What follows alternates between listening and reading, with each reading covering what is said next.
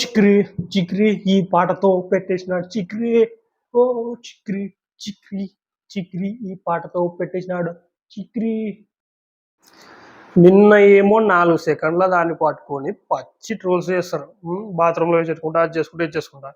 Song వచ్చింది కదా, ఇప్పుడు చూసినారు కదా. ఇప్పుడు ఏ పండ్రన్నా మీరు ఏం పీకేది లేదు, ఏం లేదు. సాంగ్ చూసినారు కదా, ఎన్ని మాటలు అంటే మళ్ళీ చూసుకోండి. చింపినాడు మొత్తం పల్లెటూరులో సాంగ్. మన జానీ మాస్టరు రామ్ చరణ్ డ్యాన్స్ చేస్తుంటే సేమ్ డిట్టు మన జానీ మాస్టరే అనసాడు. ఎక్కడ మొత్తం సినిమా మొత్తంలో జానీ మాస్టరే మనకు అనసాడు. అటు ఉంది సాంగ్. నిన్ననేమో అది ఏమో దానికి పట్టుకొని ఏమో ట్రోల్ చేసుకుంటూ, అది చేసుకుంటూ, ఇది చేసుకుంటున్నారు. సాంగ్ మటుకు సూపర్ ఉంది. ఫుల్గా నచ్చింది నాకైతే. ఎందుకంటే ఒక పల్లెటూరు దాంట్లో పట్టుకొని మొత్తం ఏమో బ్యాట్ పట్టుకొని డ్యాన్స్ చేస్తుంటాడు.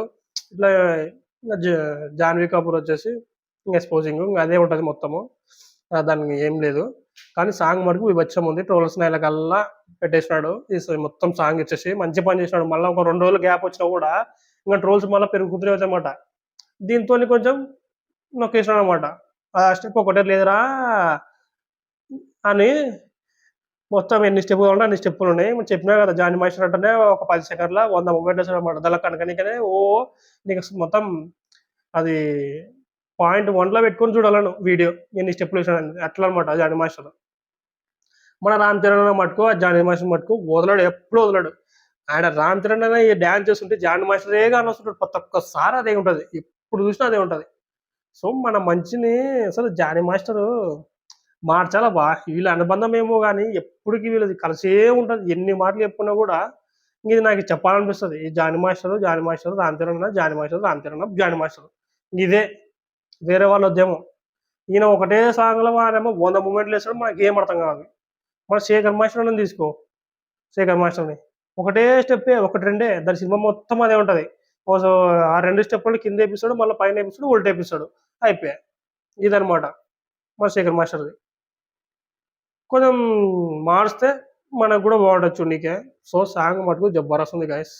సాంగ్ అసలు ఎన్ని మాటలు చూసినా కూడా చూడాలనిపిస్తుంది. అట్లా ఉందనమాట. బోర్ కొట్టకుండా ఒక 2 రోజులు 3 రోజులు అయినా కూడా కంటిన్యూగా చూసాము. రామ్ చరణ్ అన్న ఫ్యాన్స్కి మొత్తం అందరికీ పండగనే ఈ సినిమాతోనే. బుచ్చి బాబుని మటుకు తక్కువ అంచనా వేద్దండి, ఎవ్వరు తక్కువ అంచనా వేద్దండి.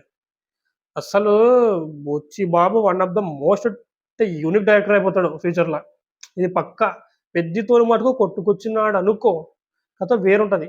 ఈయన 2వ సినిమాకి ఏఆర్ రెహమాన్ దింపడం ఏంది, ఆ రామ్ చరణ్ దింపడం ఏంది, జాన్వీ కపూర్ను దింపడం ఏంది అంటే దీనికి ఆశ్చర్యపడితే వాడేమో కొత్త డైరెక్టరు.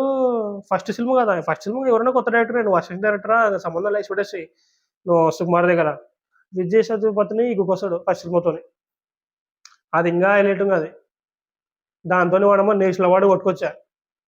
ఈ సినిమాకి ఖచ్చితంగా మన రామ్ చరణ్ అన్నకి యాక్ట్ వైజ్గా ఖచ్చితంగా కొట్టుకొస్తాడు అనేది నమ్ముతున్నాము. సో చూద్దాము ఈ సినిమా ఎట్లుంటుంది అనేది. సో కొంచెం ఫాస్ట్ జరుగుతుంది వర్క్, వెళ్ళిపోతున్నాడు. మన కొందరు హీరోల కన్నా మన రామ్ చరణ్ బెస్ట్. మొన్న సినిమా స్టార్ట్ చేసినా కూడా అప్పుడు ఫస్ట్ లుక్ ఇడ్చుకున్నాం, ఫస్ట్ సాంగ్ ఇడ్చుకునే వాడమ్మ మన రామ్ చరణ్ ఫ్యాన్స్ గీయడం అనిపిస్తుంది ఓసారి. అందరు ఈడ చూసే వాడమ్మ ఘోరాలు చేరాలు సరిపోతున్నాయి. అసలు ఎట్లా టైటిల్ ఎప్పటికీ కూడా లేదు కొందరికి మాకి. అట్లా రామ్ చరణ్ ఫ్యాన్స్ చింపేసేయండి ఇంకా. సో ఎవరైనా కొత్తగా వచ్చిన వాళ్ళు ఉంటే సబ్స్క్రైబ్ చేసుకోండి, లైక్ కొట్టండి.